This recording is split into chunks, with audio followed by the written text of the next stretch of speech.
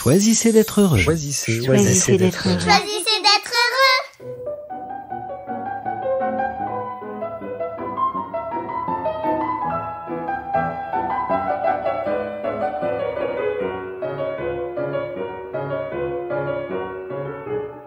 Silence. En retraite méditative au hameau de l'Étoile. 10 jours en retraite silencieuse pour venir redécouvrir le dialogue conscient. Cette pratique de pleine conscience interpersonnelle qui ouvre les esprits et relie les cœurs dans cette expérience universelle d'humanité partagée. Notre salle de méditation est tout au bout du hameau, au bord de l'esplanade qui surplombe la vallée. À l'endroit où chaque matin se découvre à nos yeux l'horizon dentelé des Cévennes, entre ombre et lumière, brouillard et soleil du petit matin. Dans la grande salle silencieuse, chacun explore les limbes de son intériorité. Tous en cercle, et chacun paisiblement blotti sous son plaid. Et je suis pleine de gratitude pour ce silence qui permet de ne rien dire au réveil, de ne rien exprimer de particulier lorsque nous sommes chacun entrés comme des ombres à peine sortis du lit. Car nous partageons cette semaine en silence. Un drôle de paradoxe alors que nous sommes venus explorer la présence à l'autre et la qualité des interactions interpersonnelles. Juste quelques espaces de parole, soigneusement encadrés par le tintement du bol tibétain qui délimite le temps. Et puis le silence reprend ses droits. Et précisément, sûrement faut-il passer par cette étape d'allègement de la parole pour mieux reconquérir l'espace intérieur qui permettra d'accueillir l'autre avec simplicité et justesse.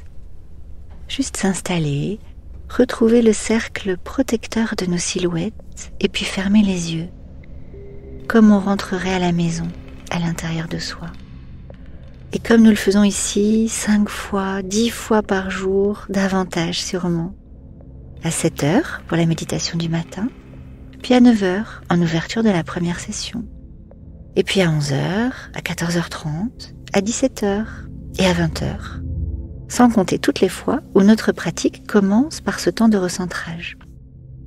Et il y a déjà tant à s'occuper en regardant à l'intérieur de soi. Est-il si utile de tout en partager? Car on le sait bien, la solution réside souvent en premier lieu à l'intérieur de soi.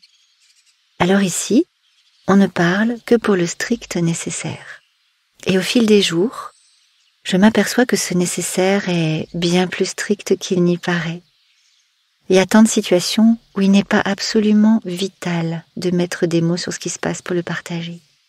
Finalement, l'autre a bien souvent compris ce qui se passe, sans qu'on lui raconte toute une histoire pour expliquer ou pour se justifier. Simplement se limiter au strict nécessaire de ce que l'autre a besoin de voir explicité. Une sorte de responsabilité que l'on se donne à ne pas envahir l'autre avec des considérations souvent bien plus personnelles qu'il n'y paraît. Et c'est à mon retour que j'ai finalement observé cruellement les bénéfices du silence. En notant par exemple le contenu des premières interactions avec mes meilleurs amis, que j'étais bien sûr ravie de retrouver. Celle qui sur son message vocal me raconte en détail combien sa vie est merveilleuse, dressant la liste de ses petites chances et de ses grands bonheurs. Salut Laurent, j'espère que tu vas bien. Écoute, faut trop que je te raconte. Moi, il se passe des trucs de fou dans ma vie, quoi. Et m'invitant implicitement à valider tout cela dans un subtil jeu psychologique. Alors que l'amitié réside sûrement dans d'autres lieux que l'apparence sociale et la comparaison. Ou encore cette collègue remplissant généreusement l'espace de notre conversation à propos de sujets de débat qui la concernent en premier lieu, son style de vie, ses choix pour le week-end prochain, ses projets d'avenir, avec sûrement à nouveau ce souhait sincère d'être approuvé, reconnu, considéré pour tout cela. Et je n'ai pas de mal à reconnaître mes propres travers dans ce petit jeu de dupe auquel je sais très bien jouer moi aussi. Et dans ces circonstances finalement presque inconfortables, j'ai alors rêvé de retrouver le silence immense de ce petit matin bleu et rose. Pouvoir laisser gargouiller mon ventre, parce que c'est bientôt l'heure du déjeuner, et tant que personne ne s'en offusque, je n'ai pas besoin de m'en justifier. Ne pas me sentir obligée d'aller sauver l'autre parce que son ventre gargouille ou bien parce qu'il traverse manifestement une difficulté. Sourire et apporter du soutien par le regard semble parfois une aide tout aussi précieuse et parfois suffisante. Redécouvrir le droit de ne pas prendre position, ni d'approuver, ni de contredire. Le droit de ne pas savoir finalement, et d'entendre simplement la vérité de l'autre, sans jugement, sans explication nécessaire, et sans rien devoir ajouter d'autre qu'une compréhension paisible. Le droit de rester dans ma bulle, parce que ce matin j'y suis bien, ou bien parce que je suis en pleine exploration intérieure, sans rien avoir envie de partager pour l'instant. Le droit de clôturer un échange et de partir pour quelque chose d'autre, sans froisser personne, et parce que finalement l'essentiel a été posé. Lorsqu'à la fin de la retraite se réouvre l'espace pour laisser émerger la parole, c'est comme si chaque mot était investi d'une valeur particulière, des mots choisis, comptés, offerts avec générosité, précaution et discernement, reçus avec émotion et authenticité, comme un cadeau précieux. Juste l'essentiel et rien de plus. C'est déjà tellement qu'il n'y a rien à ajouter. Et ça laisse tant de place pour s'arrêter un instant et ressentir les choses, sincèrement, profondément. Comme lorsque les grands bandeaux de brouillard s'élèvent délicatement pour laisser découvrir toutes les nuances de la vallée au-dessous.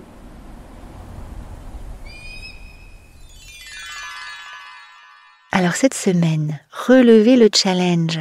Lorsque vous vous surprendrez, vous aussi, à remplir peut-être un peu trop l'espace de la conversation, à vous raconter vos propres histoires ou à les infliger à autrui, essayez juste quelques instants. Qu'est-ce que ça donnerait alors? Le silence. Juste ne rien dire. Laissez résonner. Laissez la phrase en suspens et ne rien attendre de l'autre. Que peut-il finalement à nos petits soucis, à nos interrogations existentielles? Dans le labyrinthe de nos vies, c'est notre humanité partagée qui nous réunit, celle qui nous amène tous à traverser les mêmes affres, à nourrir les mêmes espoirs, à connaître les mêmes résurrections, bien au-delà des mots. Juste être là, en silence avec l'autre, l'esprit ouvert et le cœur aimant. C'est peut-être bien plus qu'il n'aurait osé demander. Très belle journée à vous et choisissez d'être heureux.